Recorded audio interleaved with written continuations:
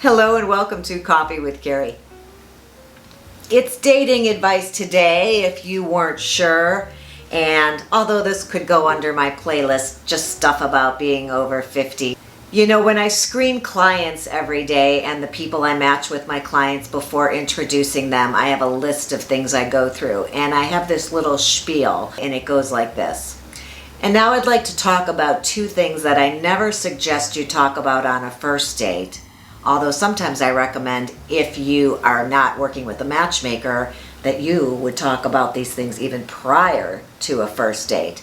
But if you have a matchmaker, I don't want a first date to be the first time you have this conversation. So I say two things I never want you talking about on a first date, but I think they're really important for a foundation and to have these things running smoothly in the background. And that would be politics and religion. Let's talk about that a little bit. And then I say, what role does religion play in your life right now? What were you raised? What do you consider yourself now? How often do you attend services? And all these questions about religion.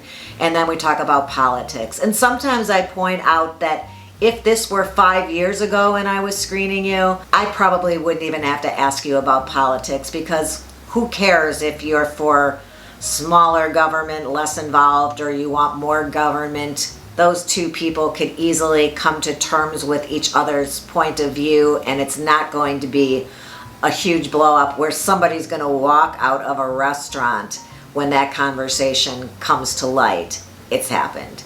I wanted to talk today a little bit about tolerance when it comes to politics, and especially so for dating. If that's at all interesting, stick around. That's what we're up to. I had a screening with a gentleman earlier this week, which is what was the impetus for this conversation, because it was a unique experience for me. This was rather enlightening for me, this conversation. I saw that he was from a different part of the country than I was and had an inkling that his might be different than mine. So I told myself prior to initiating that Zoom call that I was going to go into this with a very open mind. I have that open-mindedness, but somehow I don't always when it comes to politics, and I'm trying to be better. And here is what I learned during that call, and I want to share it with you. It was pretty easy to stay open-minded because he said to me when I asked him about politics, I'm really open-minded about politics. I have my opinions, but I could really date somebody with my opinions or with different ones because I feel we really are much closer together than most of us think we are.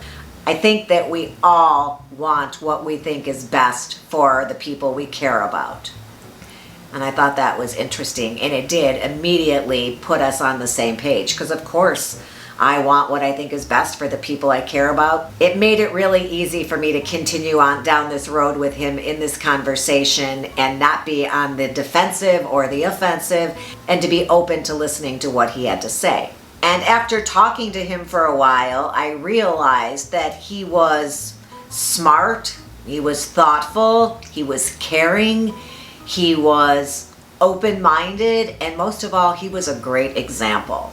So we continued to have a conversation about politics and our different opinions, and nothing was a trigger for me or for him, and we kind of listened to each other and had disagreements and a conversation about things we didn't agree on, but it was very civil, and I didn't find myself getting frustrated that he didn't agree with me. And I spent some more time thinking about this once our conversation was over, and I knew I wanted to share it with you. What I realized was certainly it's much easier to connect with people who agree with us.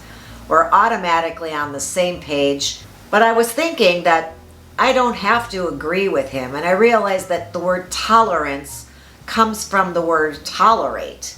And all I had to do through this conversation was tolerate his point of view, not necessarily agree with it. And that sort of clicked for me that I was able to actually enjoy the conversation. And by taking in another person's point of view or perspective, it certainly allows you to learn about them, understand somebody who is different from me or raised different from me. And you don't have to agree with someone, to tolerate them or their points of view. And it gives you a great opportunity to learn about someone, understand a person who's grown up somewhere that you didn't, or hangs with people that you don't, or has had experiences that you haven't had. And it got me thinking about a quote that has become a big part of my life as I try to become a better person, and I wanted to just end by sharing that with you. And the quote is this: "You never learn anything new by hearing yourself speak." And I try to remember that because I have a tendency to want to share my opinions, and that's why I created a YouTube channel. I get to share my opinions with you a couple times a week. And in a group of people or on a call with someone I don't know, I have found it much more interesting and much more enjoyable with this quote in mind. And I've learned a lot by just listening to people who don't agree with me explain why they think the way they do. And hey, I'm a person who loves understanding people and knowing what makes people tick and what makes them uniquely themselves. So I'm surprised it took me so long to figure this out. And since I have been thinking about it, now it's put it on your mind too. Think about it. Leave me a comment what your impressions were of this conversation. I'd be certainly interested to know. There is so much divisiveness on the internet with people who have different perspectives politically, and it really will only help you dating and open up a whole other party of people perhaps than what you're used to date, if there is respect and understanding and an openness to hear each other speak. So I hope you found this interesting. If you did, please give the episode a thumbs up. And if you would like to subscribe or hit that bell so you're notified every time I upload a new video, that would be great. I would look forward to having you back.